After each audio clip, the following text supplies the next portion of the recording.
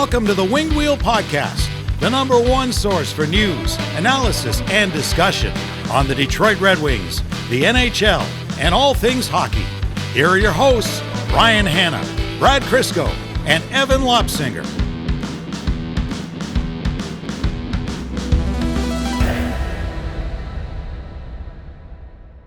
It's a shame we're never going to get Team North America again with the young guns, but hear me out. Team old guys, you can only take players like 33 or 34 and older. You don't do the young guns because that would be bad. Like that, the speed difference there is terrible. But in one of these tournaments where we're apparently not having every viable country in there, and it's a farce anyways, to some degree, you have we'll call it the Brad Crisco team, just like the old, aging, decrepit, just to see what they could do. Because can you imagine being that team and then beating a fully capable roster of players younger than you? That is just the biggest like old man strength flex. I'm running through the potential options. I've started with Alex Ovechkin, and I'm struggling to get past that. Okay, Ovechkin, Crosby, I guess Malkin. Yeah. Yes. Letang. It's basically the Penguins plus Ovechkin. People want to see it. Fleury. No, stop putting Fleury on these teams. I mean, for goaltenders, who else is it? Cam Talbot? Cam Talbot would be. You know what? That's honestly not a bad pairing.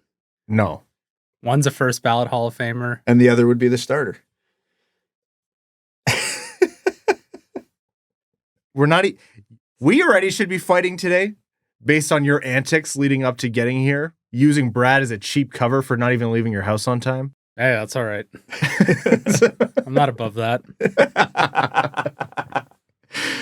Okay, welcome to the Winged Wheel Podcast, folks. We have Detroit Red Wings hockey and the world of the NHL and lots more to talk about. I am one of your hosts, Ryan Hanna. I'm Brad Crisco. And I'm Evan. On this episode of the Winged Wheel Podcast, we're going to be covering Detroit's loss in overtime to the Boston Bruins. Stop me if you've heard this one before. A third period lead leading to an overtime loss. Takeaways from that game, the good, the bad, the missed, the debates on reviews, penalties, no penalties, things like that. And then we're going to have a conversation about a potential superstar or two who may be on the market and what it would take for Detroit to acquire them in free agency. And if that level of cap hit is worth it. We'll get into more Red Wings news, including prospect news, Grand Rapids news, Four Nations Faceoff news as it pertains to the Red Wings, and our initial impressions of the rosters, which are still releasing as we're recording right now. So we'll see if that one can get taken care of in time before we get into NHL news before overtime. Before all that, I want to let you know that the Winged Wheel Podcast is primarily supported by our Patreon supporters, patreon.com/Winged Wheel Podcast. If you want to support the show and join the Dub Dub Club, you get access to benefits like our Patreon exclusive bonus overtime episodes and any other bonus content that we create, which records right after these main shows. We let loose, have fun, put in bloopers, answer any questions that didn't make the main show. It's a good time. You're also automatically entered into all of our giveaway. We give away 2 tickets to every Detroit Red Wings home game and give them directly to our Patreon supporters. Additionally, you get access to our Winged Wheel Podcast, Patreon exclusive Discord. Fantastic community. It's a great time. So again, patreon.com/Winged Wheel Podcast. Secondly, we have Winged Wheel Podcast nights in partnership with the Grand Rapids Griffins on January 18th and the Detroit Red Wings on March 29th, both Saturdays. Go to wingedwheelpodcast.com/links or go to the links in the description to find out more. You get access to pregame live recordings of the podcast with special guests, a meet and greet, and you also get special co-branded merch. With the Griffins, you get a gray Winged Wheel Podcast and Griffins branded beanie, and you also get a Red Wings and Winged Wheel Podcast branded barber pole jersey for the Red Wings game. So again, wingedwheelpodcast.com/links or go to the links in the description to get your tickets. They do go fast, and once they're out, they're out. To start us off, before we jump into the Boston game, we should actually first talk about Sebastian Cossa, called up to the Red Wings. We mentioned briefly last episode as we were recording the Red Wings goaltending situation would depend on just how long Cam Talbot would be out with his lower body thing. And the Red Wings announced that he was going to be out through at least this road trip, which ends on Thursday after the Ottawa game, but still. And so to back up Ville Husso, because Alex Lyon is also hurt, Sebastian Cossa gets called up. Not likely to see any time, didn't obviously get in for the Boston game, but cool for Cossa. Good for him. It's a nice little reward. The paycheck's a little better for a few days there. And it's funny to say, but you almost hope you don't see him in the net because that means things have gone worse, but nice little moment. Yeah, because Grand Rapids doesn't play till Friday. They said Talbot's out through Thursday at least. Now, that doesn't mean he'll be back right away, so Talbot's run could, in theory, be a little longer, but in all likelihood, yeah, it's just like a pat on the back. Good job, kid. Here's a couple extra bucks this week on your contract. Get the big game vibe, the experience, and then maybe we'll see you later in the season. If he does end up playing, yeah, it's going to be largely bad news. That would lead him to be there, but at least it'd be cool for him. Yeah, it was a nice, surprising thing to wake up to the other day. I would like to see him play some games. I think Grand Rapids is in a good enough position where he doesn't need to be there immediately. And like you guys said, it all depends on Cam Talbot's return, but getting him at least one game may help demystify what the next steps forward are for him. But if he doesn't, it's not going to be a big issue. We already sort of know what Sebastian Cossa is going to bring, and we've been seeing it in Grand Rapids over the past year and a bit now. It's a no-lose situation. If he comes in and, he plays behind a terrible defense, which is what he'd be doing, and things don't go well, it's hardly going to be his fault, and this wasn't like planned. And if he comes in and he makes some great saves, then that's awesome. And if he comes in and steals a win, then that's fantastic. And if he comes in and just sits on the bench the entire time while he's up in Detroit, no harm, no foul, and he makes a few bucks, gets to travel with the team, get a feel for the NHL dressing room, and it's a little warmer for him the next time he comes back and you do evaluate him. I do have some people asking, like, why aren't you more keen on getting Cossa into games? It's legitimately just like, it's fear of burning out a young goalie behind a defense that can't support a goalie that needs a lot of support. We have seen a million goalies over the past 10 years, it feels like, for the Red Wings who have come in, and a couple of them can shoulder the load. You think about Jonathan Bernier, we'll see how long Cam Talbot can keep doing what he's doing, but a lot of them just, they can't for an extended period of time, and it wears on you mentally as a goalie, but also it's hard to play your position when the puck is not where you need it to be on the ice, to put it gently. The defense already needs support from the entire team to be viable if you're not putting Seider and Edvinsson out there. So it's just tough to come in behind a bad defense and perform well. And I would hate to have a lasting impression on Cossa, but Kossa's also a pretty resilient guy. Like, we've talked to him. He's demonstrated through his development in Grand Rapids, like, he does what he needs to do. And when things go bad, it doesn't mean that his progress is cratered. He's actually shown quite the opposite. He's thrived in Grand Rapids after initially, every step of the way, people had questions of how's he going to turn out? Because it's not an automatic, blowing the roof off the place with his performances, but he got there. So if he gets in, it'll be a good thing no matter what. Yeah. The Boston game, where Ville Husso played, the Red Wings lost 3-2, another overtime loss after leading in the third. An annoying game, reviews, penalty calls, non-penalty calls. It got chippy there. Zadorov had some choice words for Raymond, apparently selling a call.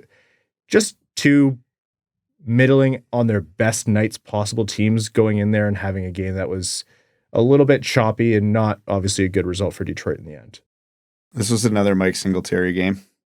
They are who we thought they were. Larkin, Raymond, Rasmussen, surprisingly, had a strong game. Raymond had 2 goals. One off an actual sick feed from Rasmussen, which was a fun little development. And not a lot happened, and the penalty kill was able to stop 2 of 3, so an improvement. And other than that, not much happened. Sherratt and Zadorov got mixed up there after the whistle, and it came after Zadorov. Like, there was the cross-check and slash on Raymond, and Zadorov thought Raymond was selling it, and he had words after the game. Zadorov's a character. Like, he's always going to talk. He's always going to have something to say. And sometimes you're like, oh yeah, all-time dude, love this guy. And sometimes when you're on the opposing team, you're like, shut up, man. He's such a Bruin. He is very much a Bruin. But yeah, it was not an impressive. It was the same thing as the last time the Red Wings and the Bruins played. I watched and I was like, man, both of these teams have their awards, huh? Like, we've been watching the Red Wings, so that's not news. But you watch Boston, you're like, oh, this isn't just like, oh, they're having a little bit of a bad stretch here. Like, that team is not good. Like, they are hurting right the called off goal, Kasper would have had a power play goal, and it was called off for offside because Gustafsson didn't tag up. It was by a hair. It was the correct call. It took a long time to make. It was annoying, and I felt the Brad Crisco in me emerging where I was like, oh, dude, if you can't get it right this fast, just leave the call on the ice. Like, I get that it's easy to say when it takes a goal away from the Red Wings, but I felt like they should have been able to get that one sooner. My opinion on reviews has evolved into just get rid of them because they're not a benefit to the game at this point. But for those who have been listening long enough, you know what my original argument on this was. I wasn't all the time anti-review. It was, yeah, it makes sense to get rid of the obvious bad calls, like the Matt Duchene offside goal that started this all. That's why this got implemented. This was the perfect example of you put a shot clock on the review.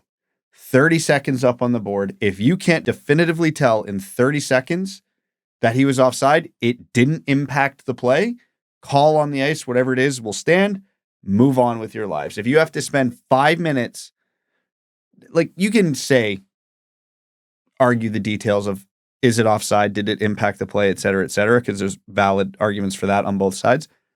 But this is an entertainment product where you're taking away the entertainment for a prolonged period of time. It's such a buzzkill, even in the arena. Think of how many times we've been in there and they've done reviews for whatever, and you're just sitting there. The crowd gets quieter and quieter, and then the outcome, whether it be good or bad, is such a neutral response from the fans. It's like, I'm glad you think you got it right, but everybody is now very bored and disinterested. I have an idea.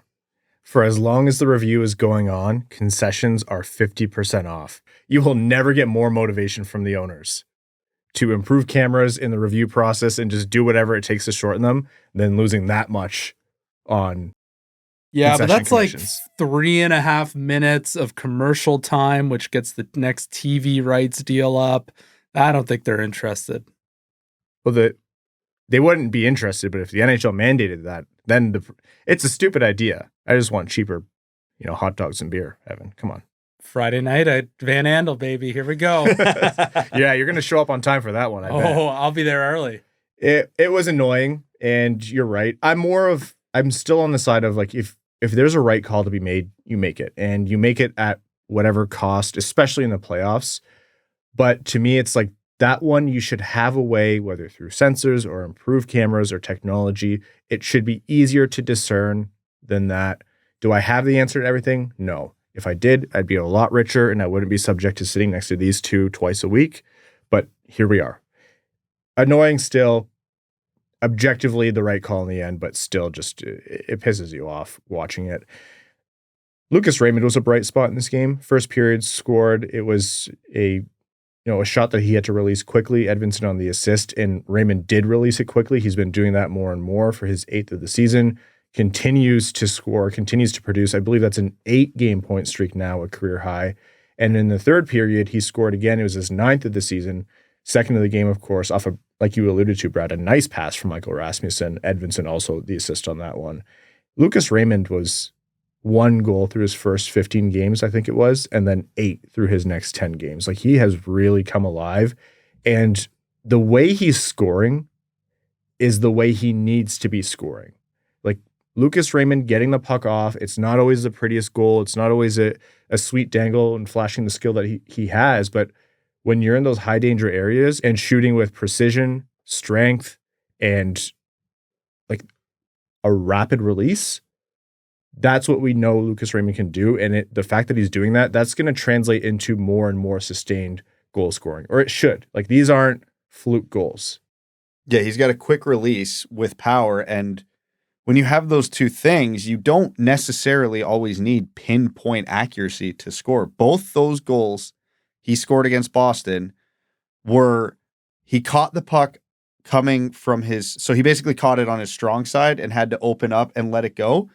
But because he did it so quickly, the goalie doesn't get time to set perfectly. So odds are when you have to force the goalie to reposition and you shoot quickly where he doesn't get the chance to refine his position, you just got to hit your spot. And on both those goals, it wasn't a particularly small spot he had to hit.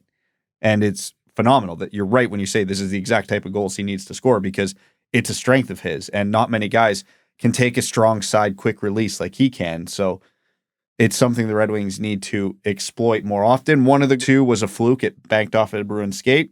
So credit to Raymond on that one. And the other one was a great feed. So credit to Rasmussen on that one. But either way, it results in the same play, essentially. Did you know that Lucas Raymond is the second highest scoring Swede in the NHL right now? Oh, no kidding. Do you know who number 1 is? William Nylander. Nope. Adrian Kempe. Nope. It's not Carlson. Jesper Bratt. Jesper Bratt. Come on. I'm 100% serious. Huh. With 35 points. Yeah, crazy. I'm almost not surprised that Bratt's leading because he's so good, but I'm more surprised that the other guys I named aren't having that good a season. Yeah. Good for Lucas Raymond. It's like we're going to have a conversation later about where does Detroit turn to for a superstar. Not that he's out here scoring 100 points a season, but I think I said in the last overtime, that guy has a higher output ceiling in him than I think a lot of people are appreciating, especially across the league. So he's a bright spot for the Red Wings right now. The first Bruins goal came not long after Lucas Raymond's first goal. It was Zadorov from the point. It was a hard shot, sure, but it should have been stopped in my mind by Husso. Husso was all right, but that was one where you're like, maybe if you've been playing all season and had more reps, you're more fine-tuned. But that one to me was like, yeah, you don't love to see that one get through. And then in the third period with about, 10 minutes 30 to play on the power play, Brazeau scores. As usual, the Red Wings penalty kill isn't enough to show up when it needs to, and we go into overtime, where there's chances both ways. And at one point, Dylan Larkin danced around the Bruins and fired one off the post, and you're like, oh my God. Edvinsson as well broke in deep, and then even when he was in deep, hounded the puck in the corner after, and you're like, this is going well for Detroit. And then the end of the game. DeBrincat carrying the puck behind the net, Pastrnak on him, puts his stick across his body, not really moving his feet. DeBrincat reaches back, falls, and as he's falling, you can see that he was hanging on to Pasternak's stick. The puck is let go. Bruins get control, pass, goal. The Bruins win. The Red Wings were immediately upset at the no penalty call, and honestly, I was surprised at first because at first glance, you're like, oh, that was a trip or a hook or something. But the replay, not as definitive. I want to see where you guys are at on that one. Where I land on this one is if it's 8 minutes left in the second period, they call that. Any important situation, yeah, they probably let it go. Because essentially what it was that like lower back shove. Like obviously not, there's a bit of an angle to it, but essentially that's what it was. And we do generally see it called during the game. Not surprised they didn't call it in overtime. I don't think it would have been called in the last 5 minutes of the third period either. If you're a rules purist, you probably want that called. But if you're of the old school hockey mindset of just let them play when it matters, then yeah, you can't really be upset that wasn't called. I could be swayed either way on it just because, again, we've seen that exact play called a bunch. But given the circumstance, I'm not surprised they didn't. Yeah, I kind of fell on, they call it okay. If they didn't, okay, because I can see arguments for both sides. Obviously, because it happened against the Red Wings, it's a little bit more infuriating. And especially in real time, you're like, that is the most obvious penalty I've ever seen. And it led to a almost automatic goal. But once you watch the replay, like there's a little bit of onus on DeBrincat to not be holding Pasternak's stick, whether that's he's holding it because the stick's in there and he's applying pressure. Who's to say? So, like Brad said, in overtime, you could kill a man and they're probably not going to call it. So I'm not surprised they didn't call it there. If his hand wasn't on the stick as he was going down, he might have gotten the call because like stick across the body, even if it was the lower part and Pasta wasn't moving his feet. Was there anything explicitly where you're like, yeah, that's the most obvious thing in the world? No, not necessarily, but it might have gotten the referee to call it as things were moving quickly. We don't have his vantage point. I wish we had ref cams every time because that would have been a great angle to see. If the ref saw, he's like, oh, that was just, he didn't pull on him and the stick across the lower body wasn't enough to call it, then that's a different story. But I honestly thought because of how fast it went, if his hand wasn't on the stick as he was going down, he would have got that call. In the end, I think I align with you, Evan, where I'm like, I can see the argument either way. I think like Pastrnak was also, it was hard to tell with the camera angles, but Pastrnak was also like moving his hands down. I don't know if DeBrincat grabbed the stick then, if he moved his hand down and was getting around his glove. I don't know. Impossible to tell. Bang, bang play. I'm actually kind of impressed that the ref made the decision he did by seeing, DeBrincat's hand on the stick, whatever. It was marginal. There was also a missed high stick moments prior and missed slashes and trips, and the refereeing was just atrocious both ways in that game in my mind. That was not a good performance from the refs. Red Wings are furious. It sucks. That game could have gone either way. At the end of the day, like, the problems that the Red Wings have and have had are the reason why they were even in that position. But, we're not going to sit here and relitigate that again, because this is, as I said at the top, this was very much this is who the Red Wings are game, and this is why the results are going to end up this way. They're more closely matched to Boston this year, which is why it was a tight result. I'm sure Boston fans, if the Red Wings had scored on Larkin's overtime attempt, would be saying the exact same things right now. Also, the one other factor that went into this game that goes against the Red Wings that we didn't mention, December. True. That's our fault. That's 2 heartbreaking losses in 2 December games so far.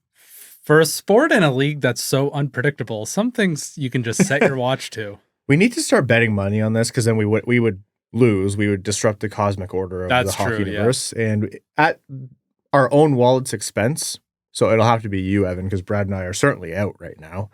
But that's how we disrupt this flow of every December things suck for Detroit. Still, I'm not going to... I was almost going to say it doesn't feel as bad, but Alex Lyon is out. I'm not saying it. You can say it. Cam Talbot is out. Patrick Kane is out. You said at the top of the show, or before we started recording, or Evan, Sebastian Cossa is here to save us from December. And maybe Seabass.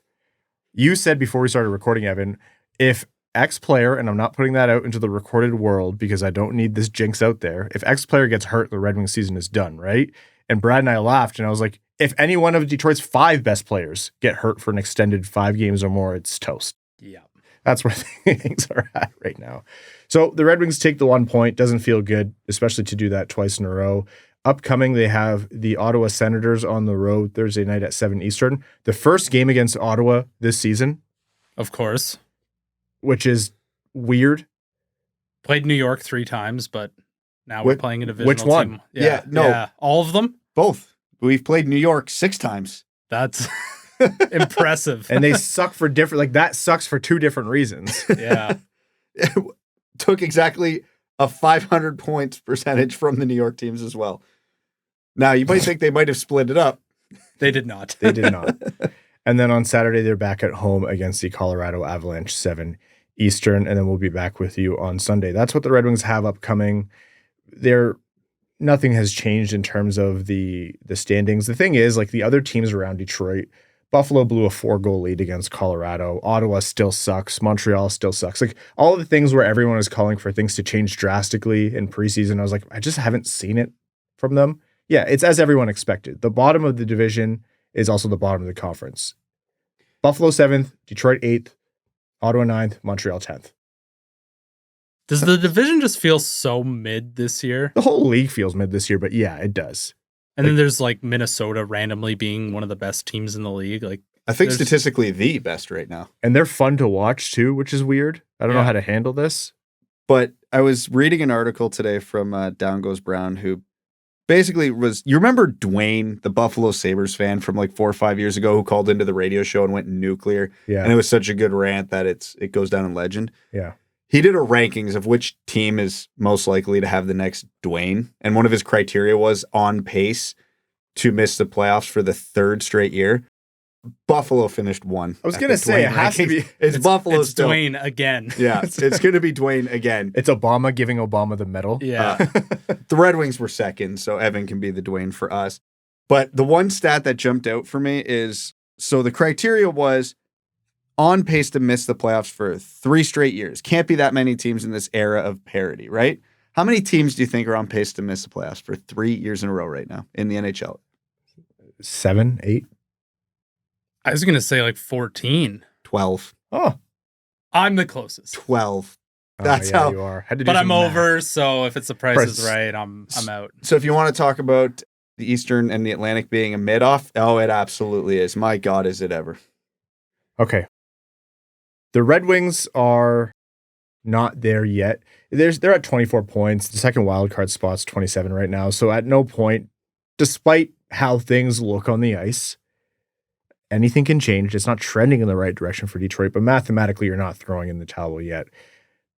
All that aside, John Buccigross put out a tweet after watching and calling that game on his assessment of the Red Wings and had a few interesting points. Acknowledged Lucas Raymond being a star, acknowledged Marco Kasper being one of the better Red Wings. Marco Kasper's been one of the best Red Wings since he's come up in my mind, if you look at the totality of his work. Simon Edvinsson as well, but said the Red Wings forwards are 4 forwards short, and the defense is 3 upgrades short. And he used an interesting word. He used duplicate, which I thought was very succinct. Yes, I thought duplicate was very good. And none of this is news, right? Like, we've been talking about this forever. But he's a national guy, right? So like they have to be in like a generalist for the most part. And I thought his take was very on point. Yeah. I feel like he was being generous because they're definitely more than 4 forward short, and they're definitely more than 3 defense short. I don't think so. How many are they? 4 Mikko Rantanens? Do they win the cup? Mikko Rantanen, yes. Okay. Yeah, Okay. yeah, I'll be. Yeah. I won't be greedy. I'll take 3. Mikko Okay, Rantanens. fair enough. But if you're looking at the active roster and going, how many forwards are actually contributing to the future of this team and helping them win games on a nightly basis, it's 4 is being generous and 3D is being generous. No, 3D is not being generous. They have 2 good defensemen. Brad, that takes them to 5. passes. You want more than 5 good defensemen? Some of the best teams in the NHL have. I'm not saying like you need to acquire 5. I'm talking there are 5 problem defensemen on the roster right now. You have Seider, you have Edvinsson, and then you have 5 problems that you need to solve. I'd say Albert Johansson likely gets a pass, but I agree with the overall sentiment. Yeah. No, and it's good because I know we talk about national people can't get into the nuance of any individual team because it's impossible to cover 32 teams and be able to get. We have to get into the nitty-gritty on the Red Wings, and it feels like we have to do so much work to even get to the opinions that we form with all the context around this team. But where the national guys are important is they have the context of watching every other team somewhat regularly and then going and watching this team and going, oh, yeah, wow, these holes are glaring, which is what he was pointing out and why his assessment was sound. And, arguing about the totals at defense or forward aside, the overall is not a brand new, but it's an accurate point. They need help on defense, especially. They need help on forward. Those are the changes that need to be made. Sure. But he brought up Mikko Rantanen in terms of an option. And we've had Mikko Rantanen. We've discussed him a couple times lately, and he's been on the, topic list for a while. And when I want to annoy Brad, I bring him up again. But Pierre LeBrun reported that Mikko Rantanen and his camp believe that he can make over $14 million on the open market if he goes. Also said, to qualify, the most likely outcome is that Colorado extends him because teams don't just let their superstar players walk away. But if Colorado, for one reason or another, can't, and, the cap situation doesn't work their way, and let's say things get crazy, I'm giving Mikko Rantanen $14 million. I'm giving Mikko Rantanen more than that to come to Detroit in my mind, because if you think back to our episode with Max, where he talked about and we discussed and outlined just how much this rising cap is going to help them. And if it goes up even more, as is reported, it all lines up with Detroit having the cap space to do this. This is how you buy back your luck, which you didn't get in the draft lottery. You get a superstar in Mikko Rantanen. To me, that's an easy answer. 1,000%. The Red Wings' biggest issue is they can't find elite talent. And it's not going to happen through the draft. It's extremely rare to happen through trade. So if the only option is through free agency, they don't have the luxury of saying no. Now, the player might say no and it's all a moot point, but if they have $14 or $15 million in cap space and he's sitting there saying, I'm interested, you have to overpay. This is why getting Seider, Raymond, and Larkin on such good contracts is important because this is where you can spend the surplus, filling the gigantic hole in your lineup. I'm a proponent of if you can make the cap space and Marner and Rantanen want to both come to Detroit, pay them $14 million each and find the cap however you need to. Like, that's where they're at because it's their only option. Realistically, before everybody starts yelling at me. Yes, there might be trades in the future, but realistically speaking, this is probably their only avenue. I would imagine if he hits the open market, 14 is probably not even the starting point, because I think the demand for a player like him who's been so consistent at a elite superstar level just doesn't come available very often, and teams will trip all over themselves to get a guy like him. I think the unique circumstance here, though, is the list of teams that will be able to afford $14 million is going to be surprisingly low. Because if Colorado can find the cap space, he's going to stay in Colorado. The only reason he'll walk is if they can't find the space. And most of the other contenders that would be, let's call it, more ideal options for a superstar than Detroit, they are almost all capped out as well. So it's still a long shot, but I don't think it's the craziest option because of all the teams who are in the mode of actively buying and have the cap space to stomach this, Detroit's on the relatively short list. What did you say a $14 million contract equates to in today's dollars? If you go back to the $82.5 million cap that we had, that is a $12.16 million contract, roughly. That's what $14 million would be on a hypothetical $95 million salary cap, which is widely reported as what we're going to get to. And that's on the lower end. We've seen estimates going significantly higher than that. So even if that doesn't happen in year one of a potential Rantanen or some other superstar contract, like you get to $100 million and beyond, not far away. And so a $12-ish million contract, yeah, absolutely he's worth that. Look what Draisaitl just got. And Rantanen, you look at his numbers, people don't really think about him because they also have Makar and McKinnon, which just saying that out loud pisses you off. But when McKinnon went down, for example, for Colorado, like Rantanen put a lot of that offense on his back. Like that dude is a dog.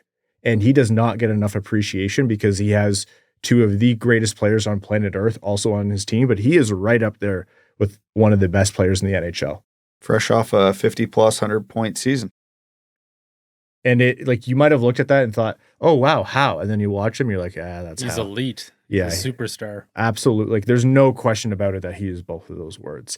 Now, the thought of, do you give him 7 years times that number because of the age? He's 28 right now, just turned 28 at the end of October. I understand that. Like, he's not 24, 26 years old, but it's never going to be perfect. I say this a lot. Like, it's not going to be perfect. And when you are lacking that high-end talent, like, you're going to overpay. It's going to be an overpayment. Like, in all likelihood, you are going to have to pay him more than what he's producing, but it's not like you can just get that anywhere else for less money. You say, if that's the only way I can get production at this level, at superstar elite level, you know, after Raymond already has ascended to that tier, of course, then you pay that because, you know, if you have leftover cap space, you know what you get? A pat on the back from your owner and pissed off fans. Like, cap space doesn't mean anything. You if you have the ability to use your cap space in a responsible way to get that elite talent, use it because it doesn't get you points in the standings and it doesn't bring home Stanley Cups unless you use it. Now, you guys are talking about Mikko Rantanen wanting to come to Detroit. Well, if the money's good enough, I think you get into that territory where it's like, as Brad said, there's not a lot of teams who have the ability to get to that number. So if he wants to do Panarin and, you know, hunt for the New York or LA, then that, whatever, the conversation's over. But I don't know who's able to afford this. New York, if they let Shesterkin walk, which also is a possibility here. They really are going to try and outscore their problems, aren't they? Terrible job of it. But if the Rangers keep Shesterkin, they have to shed from their contract to keep Shesterkin. So, and I don't think Rantanen's going to the Islanders, and the Devils can't afford him, so he might have to set his sights somewhere else. And we don't even know he wants that. Hey, if he's finished, he loves the snow. Look at Southern Ontario and Michigan right now. He's going to end up in Florida. Him and Barkov. God, that team would be so nasty. But But again, where are they getting their cap space from? Yeah, they're not afraid to let guys go, though. They made the big swing for Matthew Tkachuk. Like, I think there could be a team that comes out of nowhere where he'll just be like, I'm interested, and they'll say, we'll move anyone to make this work. And are you guys ready for Vegas Golden Knight Mikko Rantanen? Oh God. It's yes. I don't have their cap page in front of me. I wouldn't know how it works, but I have said that 17 times about them, and it's like, how do they make that happen? They'll do it. They will. It sounds stupid to say, but if they're like, oh, I have to trade Jack Eichel, if that was the right thing to do, which it's not. Well, then we have a new conversation to have about with the Red Wings. Should they sign Jack Eichel? Should they trade for Jack Eichel? We need, you know what? We need like a double agent somewhere. That's what the Red Wings need to acquire a superstar either on the open market or they need to convince another team to make a stupid trade. I agree. That would definitely benefit us. Yes. We got to get going on this quick yet, though, because McDavid can't sign his extension till the summer. Connor, they can do heated driveways in Michigan, man. You get the same satisfaction of seeing your neighbors with snow and you just with a perfectly clear driveway. We can do it. I say this every time we bring up the driveway. I can't believe he got ripped for that. These guys are making $1 quadrillion. There's no way he's shoveling his snow. No.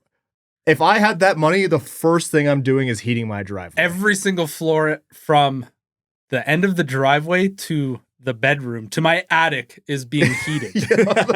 Every one. Every heating the wall, like heated. Yeah, the walls are heated. Everything. It was so dumb. The internet sometimes is so stupid. I was like, that's what he has a serial killer's kitchen or house or whatever. I can't remember. But it's the driveway that really gets everybody. Yeah. Oh, he has a heated driveway. He lives in Edmonton, Alberta. If there's any place to have it, it's there. Oh my God. Anyways, that's my delusion, bringing up Mikko Rantanen. But this applies to anyone else, right? Like if Kaprizov goes to market and if Marner is there, whatever you think about Marner, because we've had this conversation of he doesn't actually answer a lot of the questions that the Red Wings still have, which is they need Rantanen is like the pro. That guy is, his nickname is Moose and he plays like one. But Marner's not that kind of physical player, but you still have to add that kind of talent. Whatever superstar you want to add, if they're a legit elite superstar, you go out and you pay an amount of money that feels so gross, because that is what this whole, going back to the phrase, the Yzer plan, saving this money, timing it with the fantastic contracts of the core and the big jumps that are to come. This is how you get around having no lottery luck. Boom. That's what you do. All of a sudden, it doesn't matter. Well, if one Moose is good, multiple Moose is how we get to the Stanley Cup. Oh, we're going to ads break so fast here. Meese? Moose? I knew you were going to. Mooses? It's like octopodes is one of the actual technical correct ones for octopus. Like, what do we call that line? If we go Larkin, Rantanen, Rasmussen. Moose. Please put us to an All right. Let's hear from the sponsor of the Winged Wheel podcast, and we're going to beat the hell out of Brad. This episode of the Winged Wheel podcast is proudly brought to you by Labatt Blue Light. Created in 1983, this premium light Canadian Pilsner is a delicately balanced beer brewed with Cascade hops and a blend of malt. It's fresh, crisp, and brewed to the highest quality standards. There's a little bit of Canadian kindness in every sip of Labatt Blue Light. How did it get in there? They're Canadian. That's how. You can spread the love yourself by sharing a Labatt. And when you do share a Labatt, you're not just sharing a beer. You're sharing an experience that'll pair with anything from hockey to a hoedown. So next time you're watching hockey with your buds, be sure to share a Labatt, because while you might not all root for the same team, although we on this podcast do hope you're rooting for Detroit, you can all enjoy a Labatt Blue Light. We honestly love going to games in Detroit and seeing Labatt being the beer that fans clamor for all over the arena. It's a reliable beer, and it's great to have in your hand when celebrating a goal. So head to the link in the description of this episode or the one you see on your screen to find Labatt in stores near you today. You must be 21 or older, and as always, enjoy responsibly.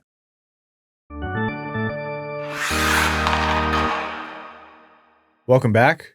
As we were taking a quick break there, the Four Nations Faceoff rosters were finally released. Again, this is a tournament just between Canada, US, Finland, and Sweden.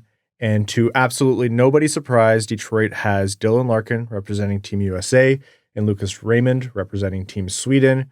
Beyond that, I think the only outside shots were Cam Talbot in net for Canada, which didn't happen. And, you might have made a case for Simon Edvinsson, but Sweden's defense is, you look at that roster, you're like, you can understand why Edvinsson's not on there. But Dylan Larkin, a shoe-in for the States, and Raymond, of course, as we were talking about earlier, one of the best Swedes in the NHL right now. So thoughts on those two specifically? Not many. They both deserve to be there. I think they'll both play key roles on their respective teams. Happy for them. Let's go through the rosters very quickly here and discuss. And I'm going to start with Finland for obvious reasons. But their announced roster is Barkov, Sebastian Aho, Rupe Hintz, Anton Lundell, Erik Haula, Michael Granlund, Arturi Lehkonen, Toivo Teravainen, Patrick Laine, Capo Kakko, and Joel Armia. And then on defense, they have Miro Heiskanen, Esa Lindell, Nico Mikkola, and Juuso Välimäki, as well as offensive dynamo Olli Maatta, Jani Hakanpää, Rasmus Ristolainen. In net, they have Jussi Saros, Kevin Lankinen, and Ukko-Pekka Luukkonen. Any one of those could be Team Canada's best goaltender. And so that's yet another team who has a better goaltending situation. And in terms of people they left off, Kotkaniemi, Jokiharju, whoever, but that's Team Finland. I always underestimate Finland in international tournaments, and often they overperform, but I look at this one and I'm like, I just don't see them being a favorite, to say it lightly.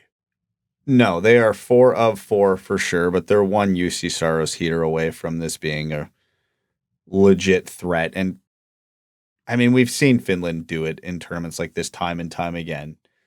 They never have a top 3 roster, but you look at how many medals they've won internationally, and they force their way into the top 3 quite often. Moving on to, let's go to Team Sweden, which is, like, this one's going to be interesting. Mika Zibanejad, Elias Pettersson, William Karlsson, and then Eriksson Ek, Philip Forsberg, Jesper Bratt, Leo Carlsson, Gustav Nyquist, Victor Arvidsson, William Nylander, Adrian Kempe, Lucas Raymond, Elias Lindholm, Victor Hedman, Matthias Ekholm, Rasmus Dahlin, Jonas Brodin, Erik Karlsson, Gustav Forsling, Rasmus Andersson. And then in net, they have Jacob Markstrom, Linus Ullmark, and Philip Gustafsson. They left off Edmundson, Broberg. William Eklund has been amazing this year. Yes, he has. And speaking of San Jose, Fabian Zetterlund, I thought, had an outside shot too as well. Because Carlson's obviously Leo Carlsson, that is super young. So not surprised to see him on, but I wouldn't have been surprised to see them go with more experience. And we love the guy, but Gus Nyquist hasn't exactly been setting the world on fire this year. So I thought maybe Eklund could have taken his spot. Victor Arvidsson being on the team as well. Like, he just hasn't done a whole lot lately. I thought there's guys in way better form right now that could have taken it, but I can understand the reasoning. You'll see a theme from all of these teams. They definitely leaned on the experience more so than the young guys. I think because it is such a super short tournament, they just wanted the safer bets, which when you're for some reason picking the team this far ahead of the tournament, you kind of got to bank on the experience rather than the who might be hot at the time. There'll always be injuries too, right? Like, I'm sure they've got a very short list of guys that they'll call in immediately. The Eklund thing is the biggest point to me, where I'm like, oh, he's actually been really impressive and I think underappreciated. So to me, that's like, I thought he would have made it on there.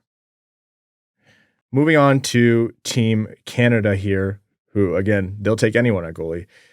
A lot of these I won't be surprised. Connor McDavid, Sidney Crosby, Braden Point, Anthony Cirelli, Seth Jarvis, Sam Reinhart, Brad Marchand, Brandon Hagel, Sam Bennett, Mitch Marner, Nathan McKinnon, Mark Stone, Travis Konechny. On D, they have Devon Taves, Shea Theodore, Travis Sanheim, Josh Morrissey, Cale Makar, Alex Pietrangelo, Colton Parayko. And then in net, they go Jordan Binnington, Aiden Hill, Sam Montembeault. So no Logan Thompson there in net, which I thought was interesting. They left Cam Talbot off. If Cam Talbot was healthy, I think he could have made a case. No Connor Bedard, Tavares, if you care. Like, that's all well and good. I think on D, Dobson to me is interesting. Bouchard, I kind of understand. Parayko is an interesting call. I see the vision. I just don't know that that was necessarily the best move. The way they constructed the team, and first of all, it's worth saying with Team Canada, they were going to leave off 5 really good candidates plus no matter what. And they had the vision of, well, someone's got to play the shutdown role. And I don't want to call it a checking role because when you get to this level of a tournament, that's not really possible because everybody's too good to classify in that role. But the shutdown role, you get Bennett in there, you get Hagel in there, you get Parayko, who devoid of offense these days, but he's still a gigantic defender who can skate, so he's got value. Sanheim isn't really a specialist, so that one was a little surprising to me because that might be where you have more value bringing in a Dougie Hamilton or an Evan Bouchard for if the power play is not clicking, you bring in the 7th D who's elite on the power play and try to get it going, because in a tournament this short, special teams are going to be very, very important. So I wasn't surprised with anything they did at forward. I think it's fine. Just, those 2 picks on D were a little out of left field for me and not the way I would have went. But with Parayko, I understand it a little more than Sanheim, but whatever. There's both good players. I think Mackenzie Weegar is a better version of those guys. So he was maybe a guy I thought I would see play the shutdown role and can provide more offense than Parayko can. But in a tournament like this, you can't have 5 offensive defensemen. You got to have somebody who, like Alex Pietrangelo, will probably be relied on to play more defense than he will offense. So I understand these picks. We'll get into it when we talk about predictions and early impressions, but no matter which way you cut it, like if you're talking about depth defenseman or 12th forward or whatever, that's a good problem to have. You're looking at their goaltenders and, Binnington, Hill, Montembeault, they all have something to say in terms of, for a short tournament, they can turn it on and be just as good as the rest, but easily the weakest goalie group. And, we're saying, oh, they left off Thompson. Well, is he a shoe-in any given year? It's just that this year, I think he was probably the best suited to come in. And these guys have varying levels. I think Aiden Hill is the best goal saved above expected per 60, for example. So it's not like they're bad, but that's their weak point. If there is a weak point, that is the weak point for Team Canada. And they're especially going to be looking at, of course, the other teams, but in my mind, spoiler, who I think is the favorite is Team USA. Their roster, top to bottom, to me, has the best of every world. Austin Matthews, Jack Eichel, Jack Hughes, Dylan Larkin, Vincent Trocheck, Kyle Connor, Jake Gensel, Brady Tkachuk, Chris Kreider, Matthew Tkachuk, Matt Boldy, JT Miller, Brock Nelson, Quinn Hughes, Jacob Slavin, Zach Werenski, who's honestly being underappreciated in terms of how great of a year he's having, Charlie McAvoy, Adam Fox, Brock Faber, Noah Hannafin, and in net, the spoiled Connor Hellebuck, Jake Ottinger, Jeremy Swayman, who's having a bad year. That to me, top to bottom, you can't guarantee it, of course. We've seen how these international tournaments can go. And anytime you have Connor McDavid, for example, you can break a game, but the States are the favorite in my mind. Oh, comfortably. I think the States and Canada's forward can go, tit for tat. I probably give Canada a slight edge there. The D between Canada, Sweden, and the States are all really good. Probably again give the edge to the States, but it's the goaltending where in a tournament like this, you need a run hot to have a chance, and the States have 3 good candidates for it. They only need one of them to be clicking at that moment, and they got 3 very good candidates to be doing that. Look at the skill they left off the team. No Tage Thompson, no Cole Caulfield, no Clayton Keller, and again they had Alex the same DeBrincat. There's a lot of Jason names. Robertson. Yeah. You could tell they went with the same vision as Canada did, though, where we still can trot out 3 super skilled lines, but then we need a line that can play that shutdown defensive role that we can throw out there to be an absolute pain in the ass for Connor McDavid or Alex Barkov or whatever the other teams are throwing at them. And I don't know if Brock Nelson was the best option for that, but I get the vision they were going for there. It's a utility guy and could be the guy who makes the difference, down low or in a small moment in the game. But they could have gone with any combination. And like I said, you're debating the 12th forward, you have a good problem. I look at these teams and I think, you're going to point to Finland as the weakest. And you're going to point to Canada as having the biggest goalie problem. If the goalies are an issue for Canada from the start, I just don't see how they outscore or outdefend that based on the talent of the other teams around. But I do think this is still anyone's tournament. I would be shocked if it's Finland. I'll go so far as to say that. It's anyone's tournament in terms of that short of a time span and that high of a talent level, it can go any direction. In my mind, I have this as the States, and then 2A, 2B is Canada, Sweden for me. And even like calling USA 1 and Canada and Sweden 2A, 2B, like there's like maybe half the difference between those two integers as there actually is. I'm a little closer to calling it a 1A, 1B between the States and Canada. I agree the States are the favorite, but as bad as Canada's goalies are, and they're bad, I'm like relative to the other teams, I'm not excusing it, I could still make the case Team Canada has the three best players in this tournament: Connor McDavid, Nathan MacKinnon, Cale Makar.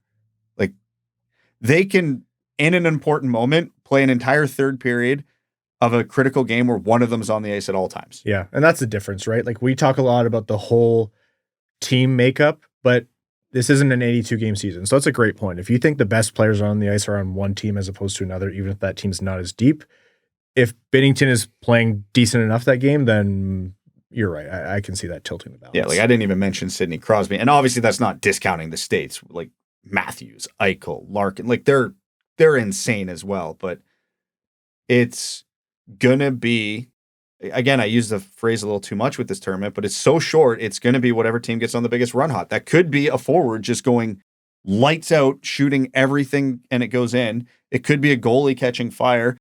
It could be the 2014 Olympics where Team Canada was able to just suffocate everybody, not generate a single chance against. So I can see Sweden's defense and goaltending carrying them to a gold. I can see Canada's offense carrying them to a gold. I can see any one of the States' offense, defense, or goaltending carrying them to a gold. But it's going to be who's peaking at the exact right time. And it's all going to be about chemistry too, right? Like, you're taking these guys who are the best players on their team and asking them to play less minutes than they usually do. And a lot of those guys need their touches. They need to be on the ice, and that makes a big impact. And they're playing with guys that they typically don't play with. And in a short amount of time, the team that comes together the quickest will have the best results. Yeah, I don't think it's a coincidence that Team Canada, 2/3 of their D pairings play together right now. Taze and Makar, and then Theodore and Pietrangelo. Like, that was in their minds when they were constructing that D-core. You can go too far with that, but that in general, if you're measured with it, there is something to be said about that in international competition. I'm thinking about this, and I'm like, this is the first best on best we've seen in how long? We haven't seen the ultimate rat fest that is the two Kachucks on the same team weaponized in international competition. I will guarantee you, I will give both of you $20 if this doesn't happen. You are going to see a Kachuk intentionally go after McDavid situation. There's no way we are not going to see that, and I cannot wait for the fireworks. Who would you put at center with those two? Because they're going to try them together at some point. Probably, yeah. Larkin? Oh. That could be a big old piss off line. Yes, it could. That could be we need the disruptors out there right now, and they're still going to shovel a bunch of goals in. Larkin falls a bit too easily after a shove. The other team's pissed. Kachucks get in there, really rile things. I can't wait for my Canadianism to come out during this tournament and piss everyone off. It is going to, this is what hockey has missed, man. Like, we hate playing Kachuk because he's on Ottawa or Florida. Like, the absolute tribal fury that comes out during international best on best that actually matters with the actual best players in the world in there. We are missing all the other countries, and that's a big problem here. But that's not going to, only two teams can play at once, and Canada USA is going to be vicious. I cannot wait for Sam Bennett to just run Brady Tkachuk through the wall and see what Matthew Tkachuk's response is. I can't wait. Hockey's better for it, man. Everyone gets to step away from the NHL hockey for a little bit. It's almost, this is going to be the first time for a lot of people because there's a whole generation of fans who have never experienced this. I'm so excited for everyone. First time in podcast history? Yes. 2014. That is such a disservice to hockey. 2014 was the last Winter Olympics that featured NHL players. We were supposed to have it, but then COVID ruined it. But yeah, and even the last World Cup of hockey didn't really turn into it because, it was all the best players in the world, but everybody just started cheering for Team North America because it was so fun. So Like, I think there's a good chunk of Americans and Canadians who would have cheered against their own country if Team North America made the gold medal game. This is the fun. And at the end of it, you go back to cheering for the Red Wings and you have players within the same team cheering against. Like, this is, God, I miss this so much. You can kind of go crazy for like a 2-week span, and then it's like, all right, yeah, everybody picks each other back up, and we're back on the support group that is the Detroit Red Wings. It's definitely a support group. Okay. We'll see as injuries and stuff change those rosters, but that is the initial look at the Four Nations Faceoff. I hope this is the last time it's the Four Nations Faceoff, just to put it out there. I want international best on best every 2-year offsetting with the Olympics cycle. Some Red Wings news before we jump into overtime. Flow Hockey released their AHL power rankings. Number 1, the Grand Rapids Griffins. Incredible. Wagon. Dan Watson and company over there, doing well. Speaking of the Griffins, it was announced on the broadcast that Carter Mazur is still a couple months away. Upper body injury after the hit that he took a little while back. Just tough for Mazur. I could have seen opportunities for him to break into this lineup this year. What's most important is that he comes back healthy and can, get up to form, but just a rough go. So hoping that when he returns in the new year, he's able to make a big impact, but just the worst possible start for the guy. You have to feel bad about it. Elsewhere in the international hockey world, Axel Sandin Pellikka named captain of Team Sweden for the World Juniors. Nah, not surprising. He's been a horse for that Swedish program for years now. Yeah. That just seems unfair to the children who have to play against him. He's been dominating one of the best men's league in the world. I know. It's so good. That Swedish blue line for that tournament's actually nasty.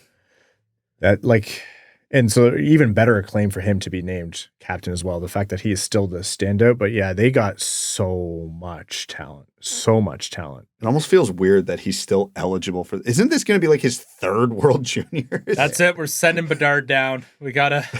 Canada needs him. Yep, fire with fire. Yeah, and then on the other side of the coin, Emmitt Finnie not invited to Team Canada's camp. Obviously, for Red Wings fans, that's going to be frustrating. I thought Finnie deserved the invite, but there was a lot of names left off of Team Canada's camp. If you hate how Hockey Canada operates, oh man, do not look at that list. No Parekh, no Yakimchuk, no Misa. And I'm not saying these guys should have made the team, but like to not even be invited to the camp.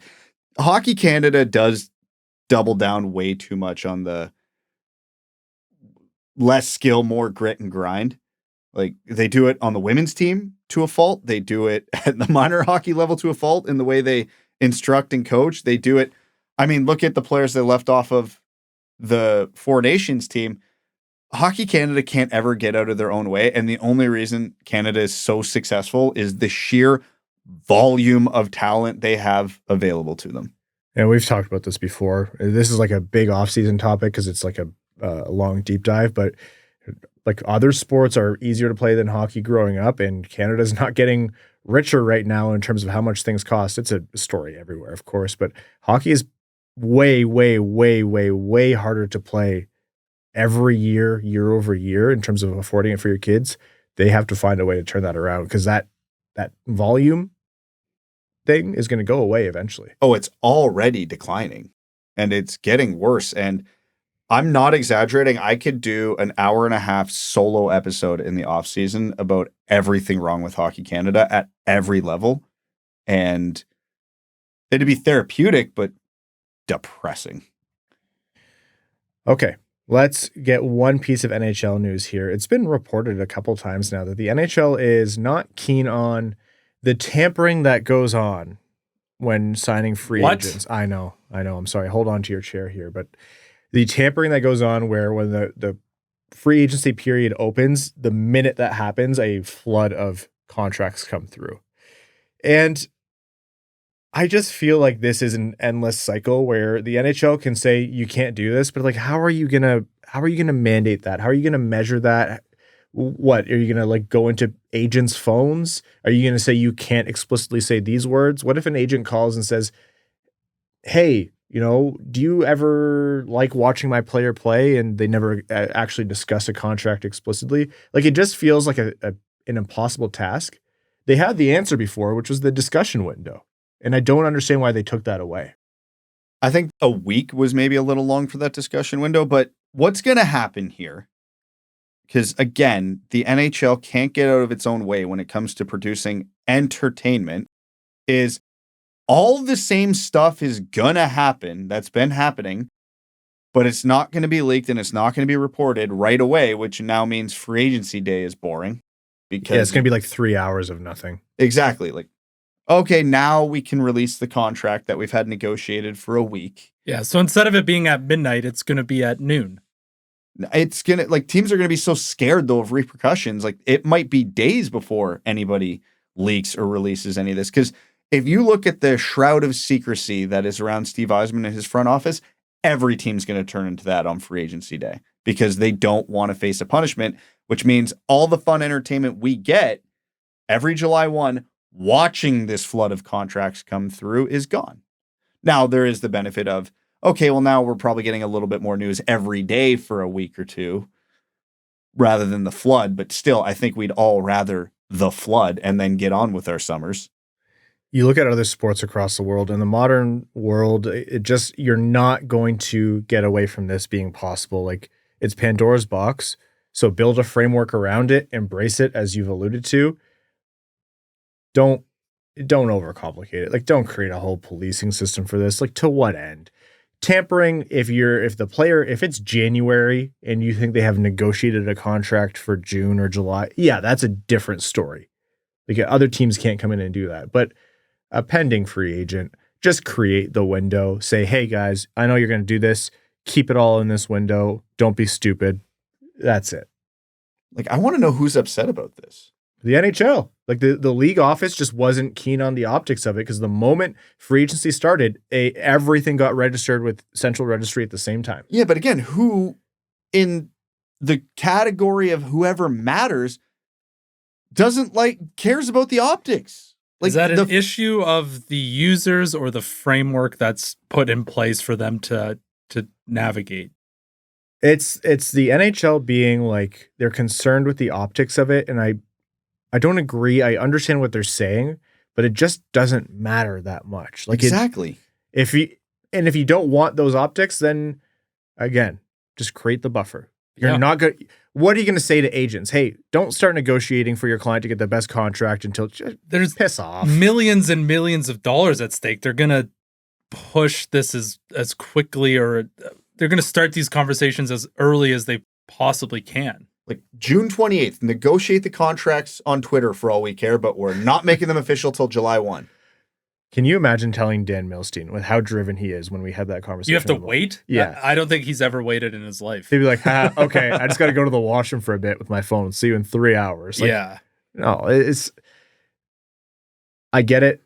Just, it's not going to happen that way. Okay. Let's get into the final segment here on the Winged Wheel podcast. We're going to overtime. Overtime is brought to you by our Patreon supporters, patreon.com/wingedwheelpodcast. If you want to support the show, again, you get access to our bonus overtime episodes, the Discord, the giveaways, 2 tickets to every Detroit Red Wings home game, and you allow us to do things like continue to make this show bigger and better, host Winged Wheel podcast nights in partnership with the Detroit Red Wings and the Grand Rapids Griffins. You allow us to support the Jamie Daniels Foundation through initiatives like Wings Money on the Board and promoting Hot Stove Stories, rounding the bases with Mike Tirico. You'll also do so much. So again, patreon.com/wingedwheelpodcast if you want to support the show. Questions from our patrons here. Future Consideration says, I'm not grasping the extended press box time for Johansson. I think he's been pretty good to good most games he's in. They seem to exit their zone better with him on D as well. Am I eating too many gummies during games, or do you 3 see what I see too? I take Johansson over Gustafsson and Petrie most nights. Hall on some, but he's improved a lot. Well, it depends what angle you take on this. If you watch Johansson in a bubble and you only focus on him, yeah, you see the good, but you also see a lot of the rookie warts coming through and some of the struggles he's having as a not gigantic defender. And you understand that, yeah, let's take him in and out of the lineup, ease him into this, let him learn from the press box. I get it. But then you watch him compared to Gustafsson specifically and a couple other the D, and it is pretty hard to justify at that point. if they're doing this in the name of his development, going, we think this is what's going to make him a better player, I'm all for it because, again, like we've talked about, outside of Saturn Edvinsson, not a single other defenseman on this team matters. So they're just placeholders. And I'm not super rattled about it as long as that is what they have in their minds. Yeah, putting Johansson in, like, it might be better in some ways, but I promise you that it could also be worse. And it sucks to watch Gustafsson go out and have the game that he did against Boston and a bunch of other games. And like that, the whole story on the Red Wings defense has been told and will continue to be told, but it's going to suck no matter what. Like, barring a massive change, and it's not going to come with the name Johansson, like, that's going to be this season. And that leads into another comment here from GH, who says, has anyone had a worse game this year than Gustafsson did against the Bruins? Honestly, the fact that I can't say no right away is bad because that was an awful game. I was laughing. We had Ryan Mead, covers the Rangers, on the show, Blue Shirts Breakaway, and I asked, I was like, you know, this is the calculus for Gustafsson in this upcoming season, and this is what Detroit is hoping he can be. And the mix of response from Ryan was expected. It was like, you know, he was good for a little while there with New York, but then he kind of fell off a cliff and it made us scratch our head. There was no 7 or 8 games where, you know, he was unreal on the power play. Like, I understand Detroit's not the same system as the Rangers and players aren't going to come here and thrive for the most part, but oh my God, like through and through. There's only been head scratching. If you're able to come into these Detroit Red Wings and with everyone they have on this blue line and be decidedly the worst defenseman, like that, this could not have gone worse for Detroit. Don't worry, we're only like 15% of the way through the contract. I'm going to punch you in the neck. You have that head cold going on, I'll make it worse. I think if you punch me in the neck right now, it might actually improve it. Yeah, it might fix it. I'll have to bill you after.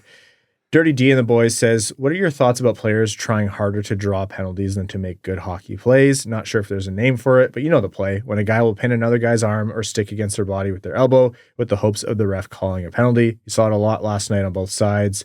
Petrie getting called for holding. You saw it with McAvoy getting called for hooking. You saw DeBrincat trying to do it in OT.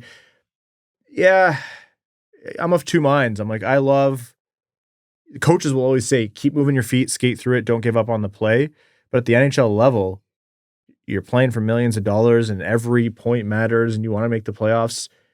If the calls work for the other team, if you're seeing Tim Stützle do it 10 times a game, you're going to be like, well, I'm going to start doing it. So it annoys the hell out of me, but it's kind of the name of the game.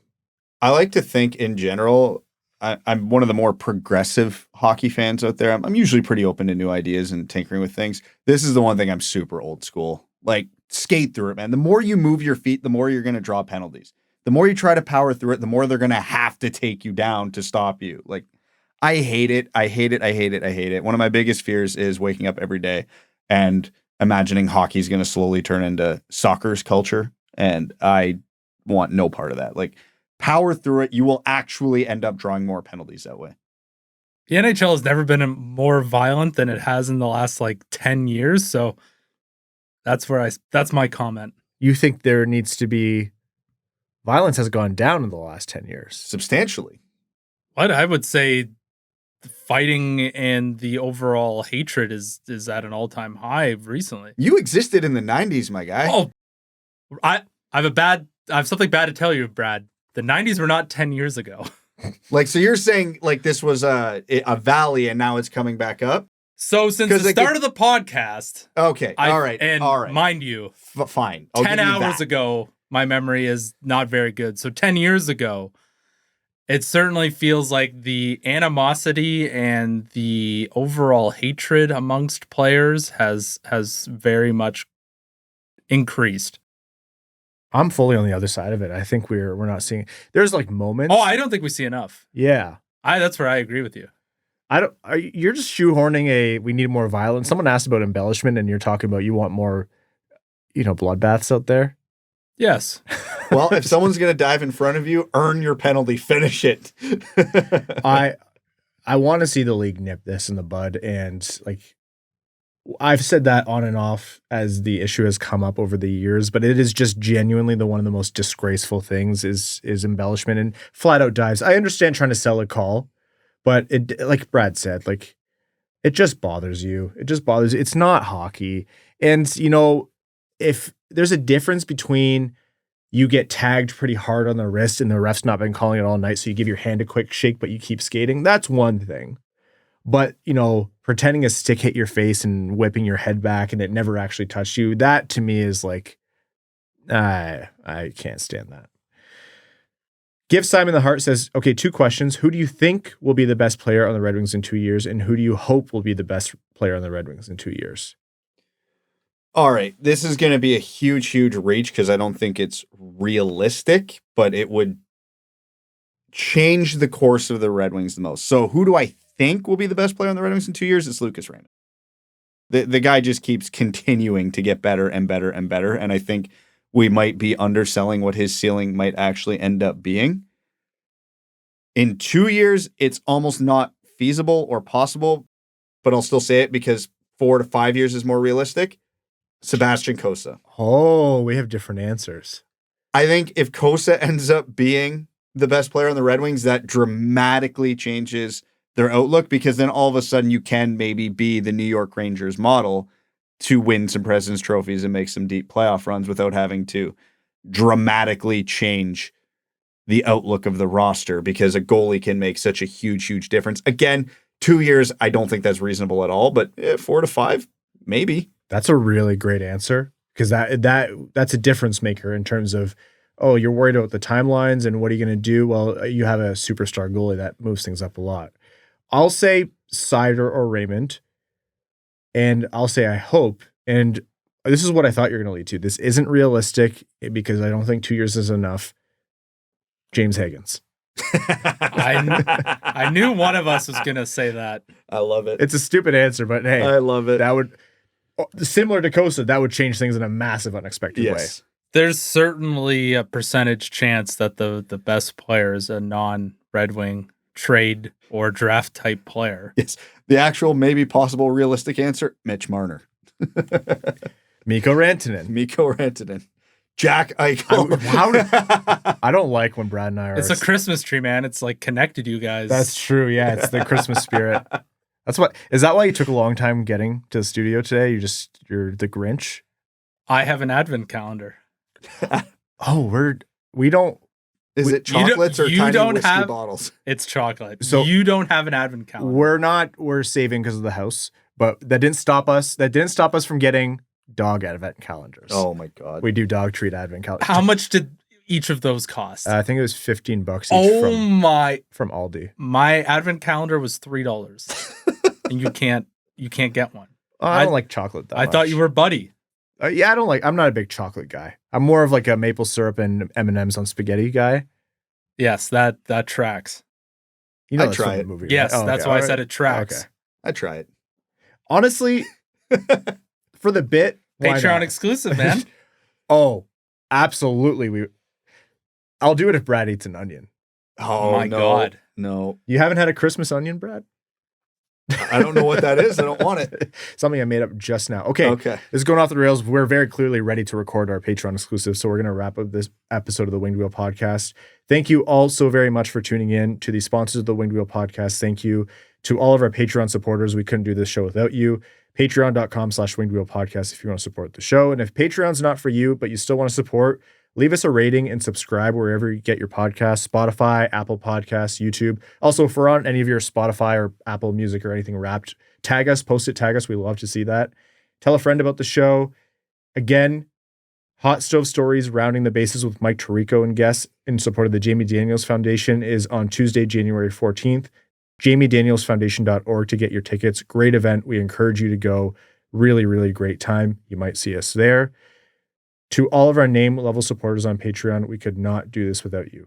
Arjun Shankar, Yves Bartels on behalf of the Sarah Grand Foundation, Aikfer, Samuel Soderholm, Icon, Alexander Hansen, Ghost of OSBP, Glenn Brabham, Croner's Left Knee, Ashley Whitehead, Sea Lion, Matthew M. Rice, Adam Rose, Adam Suiza, Admiral Matt S. at the Cheesebag Navy, Are We Having Fun, Asher Killian, Beer League Legend, Best James Bond, Carl Brutanen Analuski, Carl Provi, Citizen High Five, Clip Clop Nanny, Connor Scovey, Denny's Gamer Girl, Derek Enstam, Cider, Dickens, formerly Marlon Winchester, DJ Denton, Eric Hill, Jin and UC, Give Blood Fight Probert, Goose Looney's Drinking Club, Griffin, God Creatives, Hockeytown Love, Hockeytown Matt, Hassam Al-Qassem, Jay Gollum, Jacob Turner, Jeff Pridemore, John Ingalls, Jonathan Miller, Kalen Wood, Marcus, Marty, Matt Keeler, Matt McKay, Michael Edlund, Mr. Kuzi, R.A., Riley Enright, Roy Donk, Ryan Britt, Scott Martin, Skeletor, Stephen Ordeleb, That's What I Appreciate About You, Wallman's Elite Dancing D, Iser Playing Stan, Aaron Hudson, General Andy Bohan of the Cheesebag Army, Sam Bankson, A.A. Ron, A.B., All Motor No Hands, and Stanislavski, Antonio Gracias, Axel Sandin Pellikka, Bellingham Masterballs, Bex, Chimkim Nutgits, Commander Ben Bear in the Cheesebag Space Force, Connor Layton, Corey Prida, Darren Fick, Datsuk Dangleberries, Deep in Cider, Dylan Larkin, Trade Sacrifice, Eric Nance, Evan Beckner, Frank Stanley, Gene Sullivan, Grepsky, Griffey Boy, Hey, Dirty, Baby I Got Your Chungus, James Pridemore, Jeremiah Dobo, Jim, JM Rhapsody, Joey Jojo Shabadoo, Josh Yelton, Chaotic Monkey, Keenan O'Donohue, Casper the Unfriendly Ghost, Kevin McCracken, Quaz, Larkins, Loyal Lemming, Les Grossman's Ungodly Firestorm, Linda Hull, Lucas Raymond, Mitch Minier, Ophelia, As Good As It Gets, Ryan M, Steven, That Other Guy, The Hodag, The Hat 123, Trent Thorough, Wings Fan in St. Louis, Scott, and your second favorite patron. Thank you all so very much. Off to make some spaghetti, syrup, and M&Ms. Thanks for tuning in to the Winged Wheel Podcast. Be sure to visit wingedwheelpodcast.com, where you'll find links to subscribe to the show on Apple Podcasts, Spotify, YouTube, or wherever you get your podcasts. You'll also find ways to support the show, like Patreon, official podcast merchandise, and more. And don't forget to follow us on X at Winged Wheel Pod, at Ryan Hanna, WWP, at Brad Crisco, and at Hockeytown Evan, as well as Winged Wheel Podcast on Instagram.